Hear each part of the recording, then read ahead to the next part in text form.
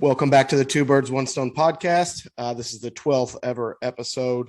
The Cardinals just went into Seattle and beat the Seahawks 23-13 to remain undefeated on the road. They're now 6-0 on the road this season, 9-2 overall.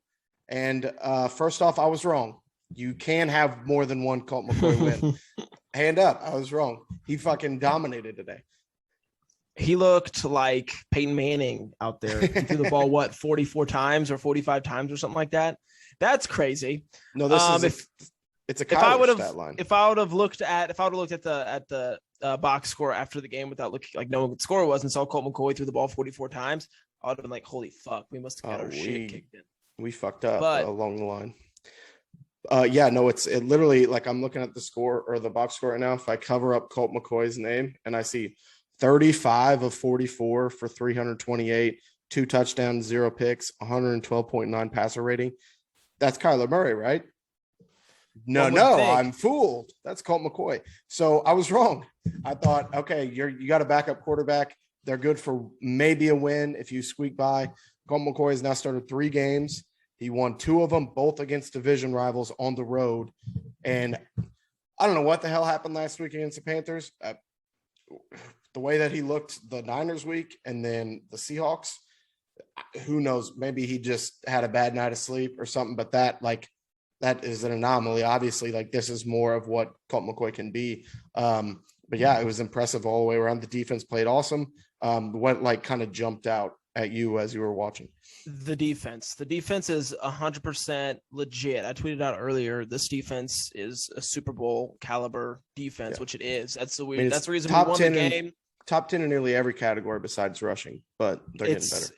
The defense is the key, I feel, to the rest of the season going on, especially if we're going to have some nagging injuries to our big guys, big name guys, but defense. I mean, you were talking about it before, I originally never thought Kyler was going to miss a game. So he misses the first. It's like, okay, fine. Should be back. He misses the next and the next. It's like, okay, I thought for sure, like, that was a big question going into today. The risk reward between you sit Kyler, everyone's thinking it's probably going to be a loss in Seattle. Russ is back, whatever. So you weigh that risk reward. Not only did the Cardinals win today while sitting Kyler, the Packers lost, the Cowboys lost, the Rams were on their bye, but they lost last week.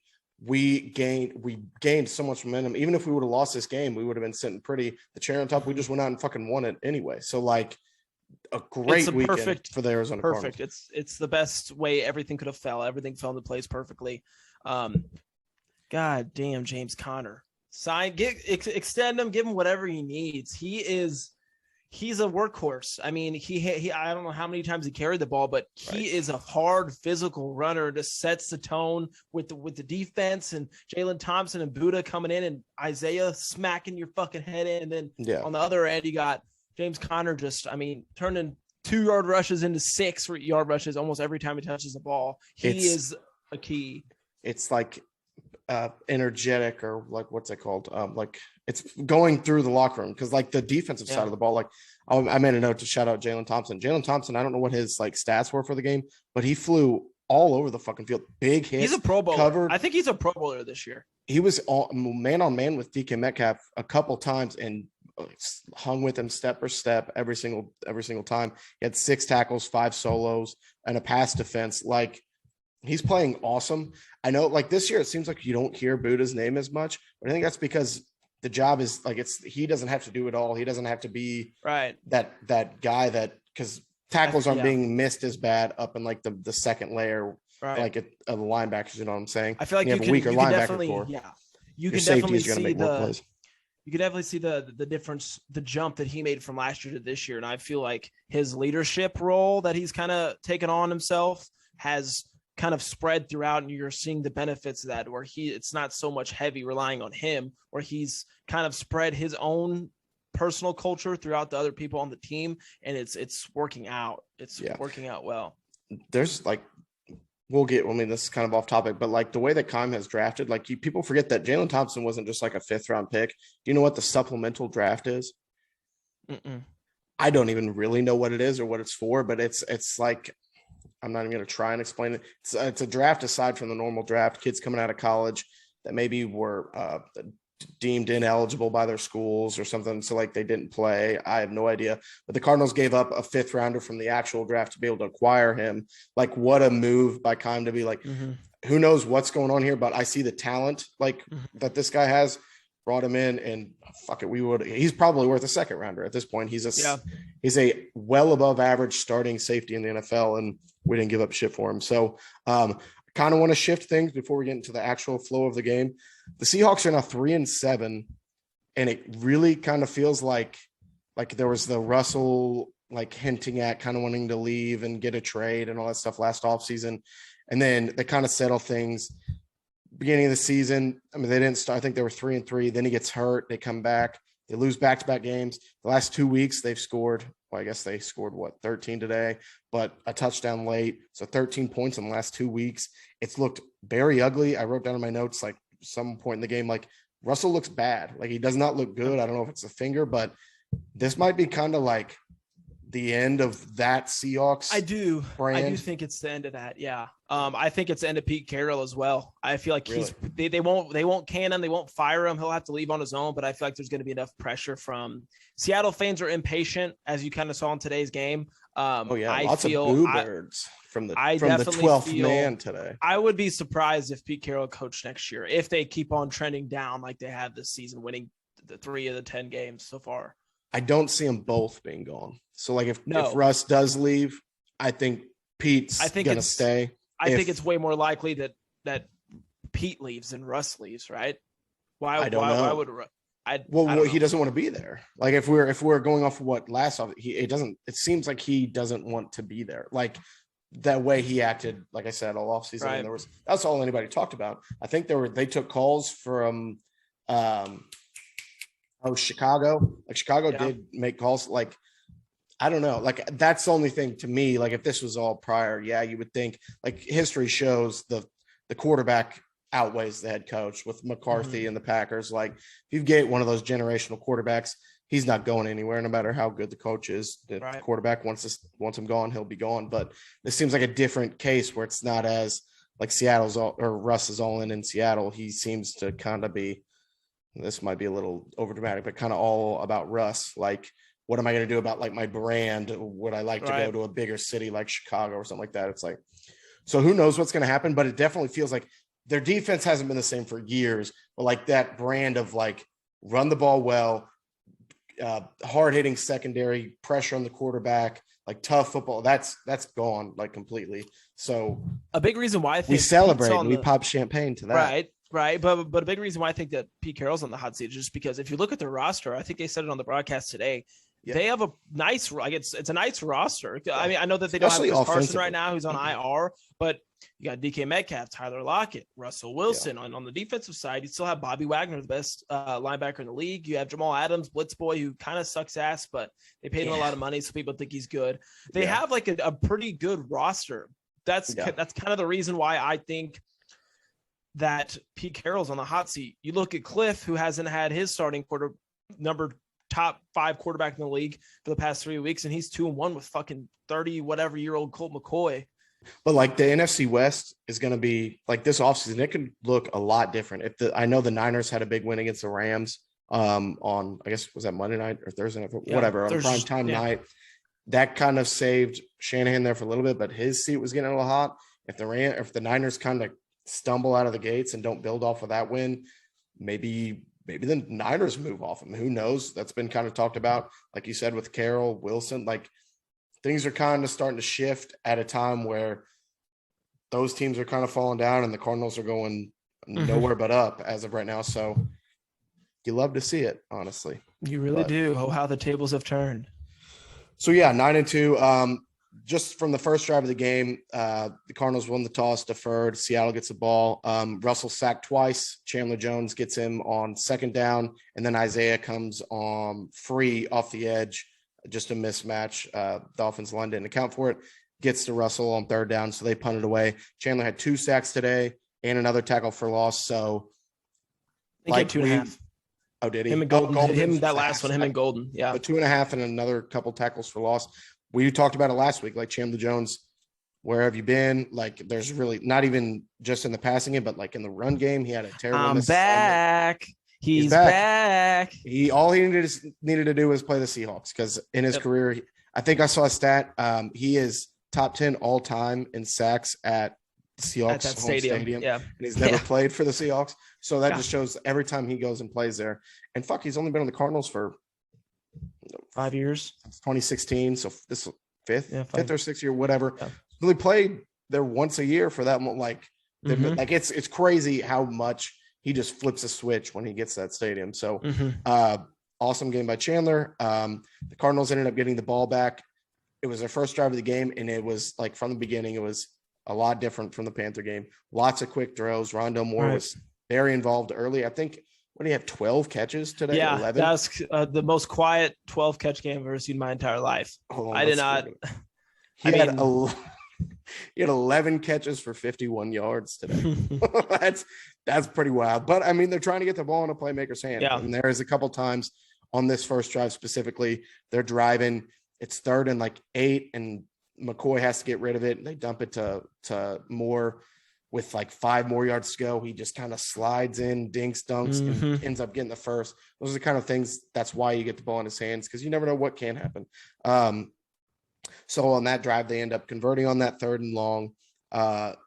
They ended up scoring on, it was a Zach Ertz shuffle pass. Yeah. That's how they scored the first time. Yeah. Yeah. So that was such a shades of the Fitzgerald overtime play when they beat the Packers.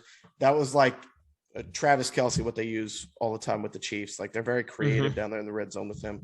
Maybe we'll see more of that going forward. But Zach Ertz had his best game as a Cardinal so far. Yep. Let's see, what did he have? I think he had 8 catches. Yeah, 8 catches, 88 yards, and then 2 scores. It seemed like a lot of the times it was 3rd and medium, 3rd and long. Like, he was able to catch the ball short of sticks and then make something happen with it, which that's not something you expect from Zach Ertz. But I kind of hate to say it, but it's kind of like a Max Williams, further improved, because whenever Max was healthy, you kind of saw him as like the safety blanket that Kyler would look at. And now you see Colt, which we haven't really got. How many games as Kyler and Zach Ertz played together? 1, 2? The Texans and the Packers game. So 2 games. So you really haven't got to see much of him and Kyler together. But with Colt, you see him filling that role, except with a little bit more athleticism, a little bit more receiver-like tendencies than Max Williams had. Yeah. So another, AJ Green was big today too. So a few drives later, I think it's 7. Seattle ends up getting the field goal, and it's 7-3. We're kind of deep in our own territory. It's one of those spots where we're only up 4. It's 3rd and 5-ish, deep on our own side. It's you don't get this, you punt it away. Seattle gets a decent field position. McCoy throws one up to AJ Green, and he goes up and grabs one for 31 yards. It's a big shift in field position and momentum in a spot where Seattle could have kind of creeped back in. But AJ Green was 4 catches for 78 yards, which isn't huge. But yeah, he just made a few big grabs over the middle on 2nd, 3rd down that really kind of kept the chains moving. So, and that's good to see, because we have been a little hard on AJ, and well, not necessarily us, but just online. The Cardinals fan base. Tough. And I mean, obviously he's done more good than harm, that one bad play. And then there was a few miscommunications last week with in the Panthers game. I mean, McCoy and him haven't had a whole lot of practice time together, obviously, with the COVID, and he hasn't gotten first team reps. So I think he's played his role well, and he's going to continue. You didn't sign AJ Green expecting 80 catches and 1,000 yards. Just Hopkins is out. He goes out there and catches almost 80 yards and makes a big play. So like to see that as well. Matt Prater, I guess we need to talk about that. So this game shouldn't have been a 10-point game. It should have been a 17-point game. Prater misses a 36-yarder, a 39-yarder, and an extra point. And then he drilled a 53-yarder or something like that. But I will say that last one was not his fault. That was a holder's fault. I don't know if you saw the little screenshot that was floating around Twitter. It was a holder's fault. He had laces towards him, and it was kind of slanted a bit. It was a bad hold. So, I mean, still make the fucking kick, right off the leg. It really shot left. That's weird. It was, and he's been laces towards him. That was why. He's been very consistent all year. I think the announcer said he hadn't missed an extra point up until this game all season. Yeah. So and the Cardinals scored a lot of touchdowns. So there's been a lot of extra points. So props to him on making it this far. Plus, he had a kid this week, so maybe he's not getting very much sleep. He's got a little baby at home. Maybe that's what it is. So we're gonna cut Prater a break. Slack. We're gonna cut you a slack this week because you're a new father and we won. And not sure if we would cut the slack if we didn't end up icing that game on the final drive, or we won the game. But yeah, there was a point. It was 16 to 6, and Seattle puts a long drive together. Lockett gets one for like 48 yards, and then they punch it in with DJ Dallas. I think that was like 9 minutes to go in the fourth quarter, and it's 16-3, and it's like, fuck, those field goals are weighing heavy. Seattle's kind of getting momentum. They're at home. Russ is making bigger plays, and then we get the ball back and we answer with that long touchdown drive. And Colt McCoy makes bigger plays. He was wheeling and dealing that last drive. And then, of course, you have the James Conner punch in, the exclamation point on the cherry on top. Yeah, on that drive, he had a keeper on the third down, I think, where he kept it, and he did like he's not a quick mover, but right when he kept it, that outside linebacker that he's reading, he was sitting there, so it wasn't like keep read. He did one step, and it was not a good move, but the linebacker just kind of like jumped one step, and then he gained 4 and got the first down. They called a QB draw for Colt McCoy in the red zone on first down, right? 13 yards, yeah. So that was a Kyler Murray special, and he got a first down. I think he gained like 12, 13 yards on it. So it was like last week, I think I was saying things like you got to call, as much as it worked against San Fran, it looked like they were running a similar offense. Last week, it did not look like he was capable of doing those kind of things. A lot of those rollouts where he's rolling it to his left side, he just didn't look comfortable. This week, it seemed like they doubled down on running their normal offense, and he came to play this week instead. Yeah, it seemed like more of the normal offense, but it also seemed like you say double down, I say more of like a half step down. I could see him just a little more watered down, a little more diluted just for him, because there wasn't as many as the rollouts and the QB takes or whatever. Every time Colt McCoy would run the ball this week, it was like whenever you're playing Madden and your quarterback is running the ball and like you run on the outside and like you try and juke to get the first down and you're like, don't fumble it, because they fumble so easy in Madden. But yeah, it was cool to see. Yeah, so he played awesome. We'll go through some kind of team. Oh, I guess if I had Marcus Golden as a full sack. I guess he only got credited for half. It was just half, I'm pretty sure. Okay, so I was gonna say he was at double digits if it was full. So he's at he might have had 1.5. I could be wrong. Yeah, I don't know. I could be wrong. Okay, we'll get into team stats now. I wanted to say something about time of possession, because that was like double. The Cardinals controlled the ball for 40 minutes and 22 seconds compared to Seattle's 19:38. Which, if I were like Seattle going into the game, even with Chris Carson out, their game plan, Carroll's like, we got to run the ball more. And it showed a lot in the first half. We've talked about it in the past with the Cardinals getting up on teams and making them just solely throw the ball because they're up so much. The Cardinals got up to enough of a lead where it was all the Russell Wilson dropping back in the second half. But in the first half, prior to their final drive, I think they got the ball back with like 2 minutes to go, and they started to throw the ball trying to score before the half. But before that drive, Seattle had 5 pass attempts. Russ was like 3 of 5 in that whole first half prior to the final drive. I was like, okay, I get that, like, you want to rely on the running game and think, but 5 pass attempts, that was. I feel like Seattle's kind of fucked in that way, because at the beginning of most of last year, it was the let Russ cook.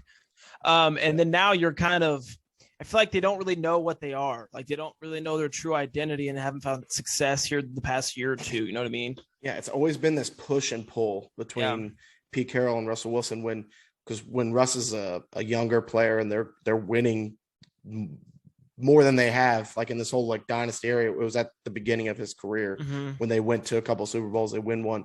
That wasn't the same Russell Wilson that you see in the last few years where he's throwing at 40. I did a whole stat comparison between him and Russ this week, and I tweeted out.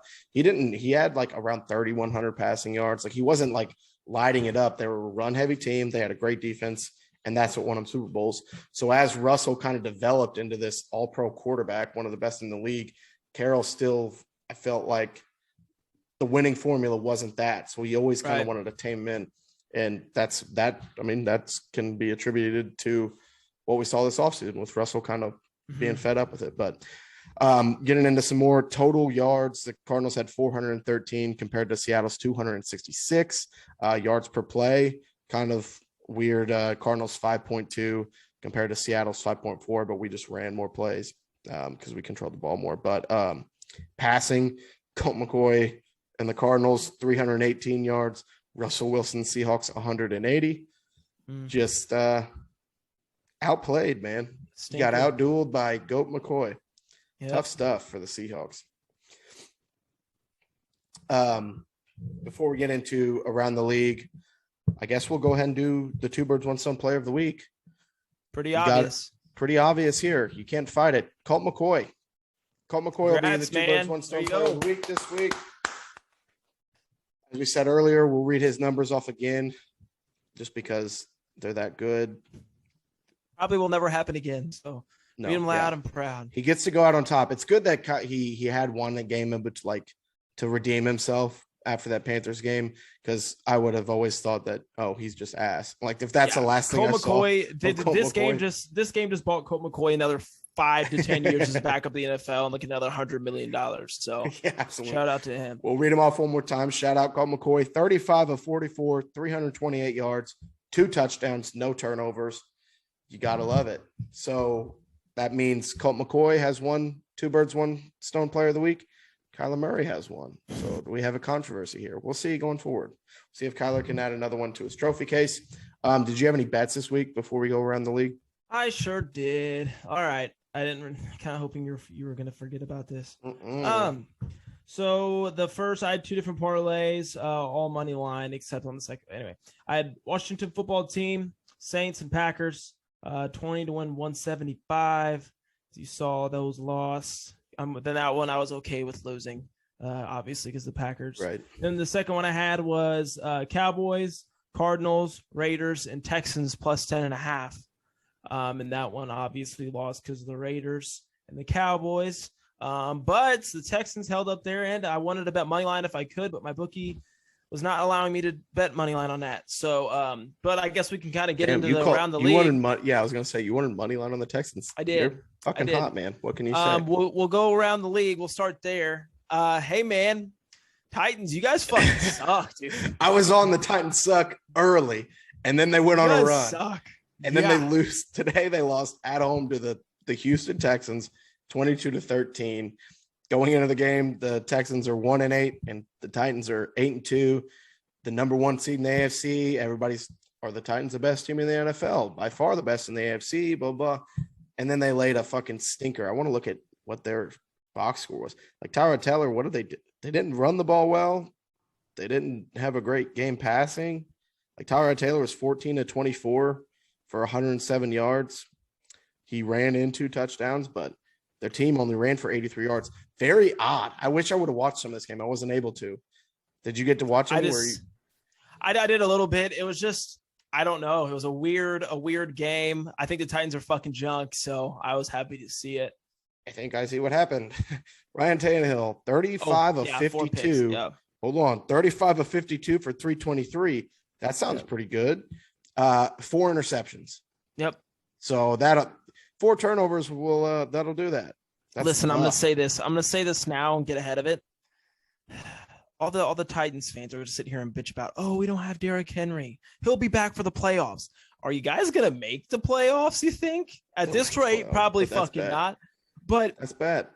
We go out here. We have not Kyler Murray. We don't have our starting running back, missing D-Hop, missing a couple offensive linemen, like half of our star power is gone, and we go away to the 49ers, to Seattle, and we win these games with Colt McCoy. I don't want to hear any excuses. It's not like you're missing your starting quarterback. Derrick Henry's the best running back in the league, but it's a lot more difficult to replace your starting quarterback than it is your running back. So the Titans, obviously their division they are saving grace. Our division is so bad. It's just so Colts won today, right? Right. So they're not, the Colts are still, I think they're 5-5. We'll get to that game, but 6-5 now. But that division is that's 3 games or 2 games back. They've already got a head-to-head on them. The Titans do over the Colts. I don't see a world where the Colts are able to catch up. AJ Brown went out early in this game. I know you won't want to hear about injuries, but that's the Jets and the Texans to lose those games where the Derrick Henry played against the Jets. They were out Julio Jones and AJ Brown and that one, and they lost in New York. To lose this one at home, that's tough. We don't want to spend too much time on it, but we'll jump over to the Colts game now. The Colts went to Buffalo and fucking dominated the Buffalo Bills. The Bills, another team where everyone's talking about Josh Allen was still the betting favorite to win MVP when he's done nothing spectacular. Nope. I guess it's strictly based on He just fits the bill. I guess. Fits the bill. He plays for the Bills. That's fucking funny, dude. That's good. Right. But Jonathan Taylor goes for 185 on the ground, 4 touchdowns, another 19 in the air, and another touchdown. 5 touchdowns from Jonathan Taylor. All Carson Wentz had to do was take care of the ball, and he did. He was like 11 of 20. I don't know what to say I'm reading right off the thing. He was 11 of 20 for 106 yards and a touchdown. Took care of the ball. Defense and Jonathan Taylor did the rest. Josh Allen was 21 of 35, 200 yards, 2 touchdowns, 2 picks. I did watch a little bit of this game because I have Jonathan Taylor in fantasy. Shout out to me. But it was just ugly all around. The Bills offense is similar to the Chiefs. Like the running game is just obsolete. There's no such thing as a running game in their offense. They rely on Josh Allen to run around and make plays so often that it's just if he's off a little bit one day, then they're going to lose the game. So they lose to the Colts at home 41-15, embarrassing fashion. So the AFC is just wide open. Yeah. One team that I don't think is a team that I think is going to take a hold of the AFC is the Patriots. I placed a little friendly wager. I placed a little friendly wager with my good friend. I won't name his name. That the Titans, that the Patriots will go further in the playoffs than the Titans. $100. Yeah. It's looking pretty good today. Looking fine. The odds of them meeting are probably pretty high. I bet that'll come to a head-to-head game. And that'll be sweet. But I don't know. Yeah, like I said, AFC is wide open. Another AFC team. We'll jump to the Ravens and Bears.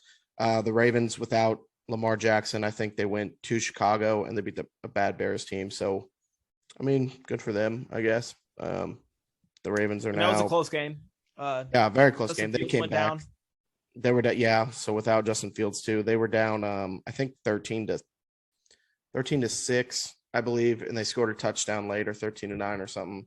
So the Ravens ended up winning that game 16-3. They're 7-3. Will they be the number 1 seed? They're the number 1 seed in the AFC then. No, the Titans are 8-3, so they have a half game up on the Ravens. Browns held off the Lions. I don't really give a fuck to talk about that game. Lions lost 10-13. I guess we'll get into the Packers. I did watch the Packers and Vikings game because obviously I was rooting hard against the Packers. The Vikings at the very end, there was a lot of pressure on Kirk Cousins. He drops back and just throws one up to Justin Jefferson. He catches one along the sideline for a touchdown, but it's like 2 minutes left. I'm like, God damn it. This is going to be perfect for Rodgers to go right down the field, milk it, score a touchdown. Maybe they go for 2 and they walk it off. The first play of the next drive, Rodgers throws a touchdown pass to Valdez-Scantling. So it's like, okay, it's tied up, but the Vikings kind of have a couple minutes here. And they did what they're supposed to do. They ran the ball down the field. They chewed the clock, didn't leave a second left on the clock for Aaron Rodgers. So shout out to the Vikings. Their kicker has done us a favor twice now this season. So Packers go down. They're 8-3. We're a full game up on them in the conference. Are the Eagles a good football team now? No. Nope. I've watched some Eagles play some bad football this year. I bet on the Eagles and watch them play bad football this year. They're not a good football team. Are they a playoff Saints are so damn beat up this year. I do not. No, they're not a playoff team. The only way to get the play. All they have to do is be better than like the Panthers and the Falcons and the Saints. Then maybe, but they're not going to do anything. If they get in the playoffs, they'll be a first and out. I don't buy into the Eagles at all. Do we keep Jalen Hurts, or do they keep Jalen Hurts another year? Yeah, I think so. I think he's playing all right. at times. I think he's shown enough to stick around. He is not a good pocket passer. 13 to 20, and this isn't just this game, obviously, but he was 13 to 24 for 147 Well, you also yards have today. to think about who would they replace him with. Like what? Oh, that's another guy in the point. draft And is better. there's nobody in the draft, so that's kind of a good thing for him because they have a shit ton of draft capital. So if there was any quarterback in this draft to go out and get, I think the Eagles would probably try and make it happen. Maybe they're looking into Deshaun Watson. Who knows? But I mean, on the ground, Hurts was 70 yards and 3 touchdowns. He made a lot of plays with his feet. So who knows? They win 40 to 29. I feel like they put up a lot of points the last couple of weeks. Maybe last week they put up a big number on who was it? Let me look it up. They put up 30 last week against the Broncos. Week before, I think they played the Lions and just killed them. What was it? No, that was the Chargers. Hold on, I have to find it because then I'm gonna the 44 against the Lions. It's like 3 out of 4 last weeks. They put up over 30. So who knows? Maybe they kind of figured something out on offense. Their defense probably still sucks. So no playoffs for the Eagles, Garrett says. Nope. Panthers lost, so that's cool. Fuck Cam Newton. Love it. 27-21 to the Washington football team. Bengals bounced back, beat the Raiders. Guess the only one really left to talk about here is the Cowboys and Chiefs. So I did get to watch a decent amount. Another game where it's like Mahomes had a great week last week, offensive player of the week in the AFC, I think 500 yards or 400 yards, 5 touchdowns. And then again, the Cowboys don't have a great defense, not a great secondary. They got Trayvon Diggs. Nothing spectacular. Nothing jumps out at you. 260 yards and a touchdown, or no touchdowns and a pick. This game was weird. The Cowboys only scored 9 points against a bad Chiefs defense, but a Chiefs defense that's been playing a lot better as of late. I don't know. What do you think about the Cowboys in the NFC? Like, where are they tier-wise, like compared to the Cardinals? So I would put the Cowboys after this game. I feel like this is a game they really needed to win as far as standings wise. Yeah. But I'd put them 3, 4. 3. So Cardinals, Packers, Cowboys still? Yeah. I mean, you wouldn't put the Bucks in front of the Cowboys, would you? You wouldn't put the Rams in front of the Cowboys, would you? No, probably neither of those teams. The Rams are soft pussies. Yeah, they are. But I mean, I don't know. It's like everyone's been saying, it's a weird year. I hate that they've been saying there's no great teams. Like, hey man, we're right here, dude. Like, what are you talking about? Yeah, Colt McCoy's won 2 games this year. That must. We're mean 9-2, and we lost. One of the losses was with our fucking backup, and the other was with a last-second play against one of the second best teams. Yeah. No, that's annoying. But the Chiefs, we wrote them off too early. I believe they started 3-4. They're now 7-4. As I said, their defense isn't great, but I think the last 4 games, they're top 15. So that's enough. Even with that stat line with Mahomes, they're winning the game against, it is a good team. Right. The Cowboys, I would have said they still are probably top 3 in the NFC. So that's a big win for the Chiefs. And it also definitely helps the Chiefs that the AFC is so weak. I definitely think this week that you're going to see them creeping back up into the top 3, top 5 in the AFC rankings. Picture. Yeah. I wonder if the Chiefs have a bye next week.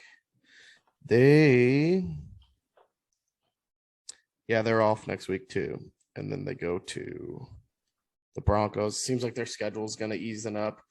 The fucking Chiefs are going to be a 2 seed again. I don't know why we freaked out. What? Well, I do know why. They looked really bad on defense. But yeah, the Chiefs are back and they're good. And that's who knows? It'd be fun to play Patrick Mahomes in the Super Bowl. That'd be kind of cool. Yeah.